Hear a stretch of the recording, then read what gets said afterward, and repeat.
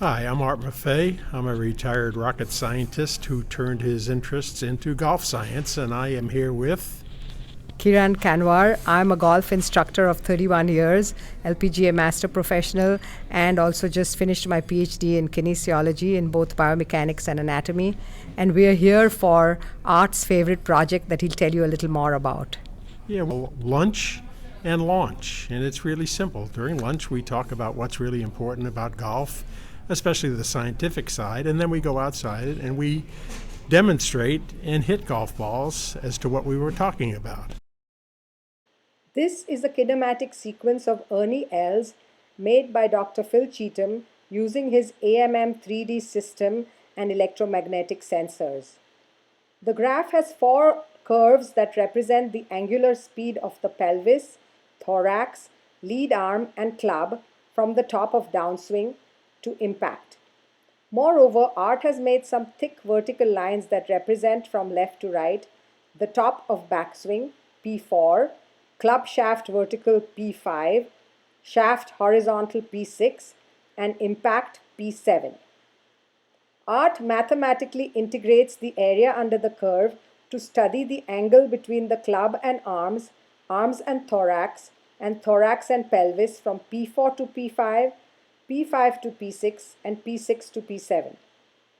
From P4 to P5, 5 degrees of the 90 degrees that the shaft moves through comes from the change in angle between the club and the arms by the loss of some wrist lag, which we have colored red. Similarly, 15 degrees of club shaft change of angle comes from the separation of the arms and the thorax, colored blue.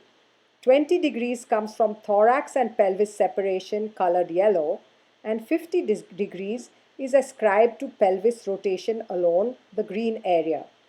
In other words, 70 of the 90 degrees of shaft change of angle and thus contribution to the speed of the movement comes from the pelvis and thorax together. However, the story changes dramatically after P5 because 35 degrees contribution to club movement at P5 and 65 degrees of contribution to club movement at P6 now comes from the arms. In the Cheetham analysis, the sensors were placed on the lead or left, in this case arm, but as the arms and shoulder movement in a closed kinetic chain cannot be separated out, the contribution to club speed could come from any and all of the joints of the upper limbs.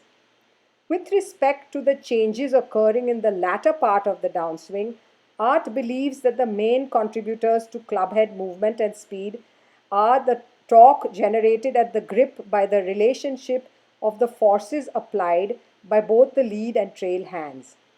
This new insight for him is the result of research recently reported by Choi and Park, where a force/torque sensor was built into a driver and located in the grip between the hands. According to Art, very unexpectedly, the forces and torques produced by the trail hand, as noted in the paper's abstract, revealed a threefold greater right hand torque application compared to left hand torque application.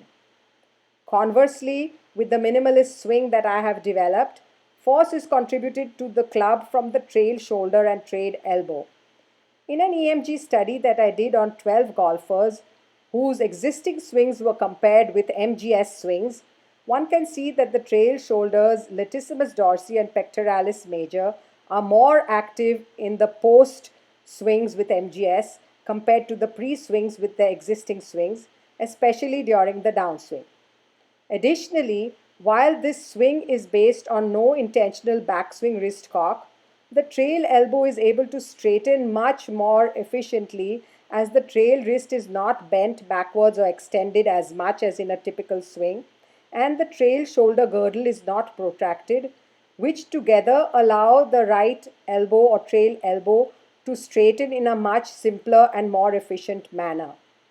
I would far rather the club speed during late downswing be generated from the trail shoulder and elbow rather than the trail wrist, as the wrist straightening or flexing takes place very late in the downswing and is thus very timing dependent.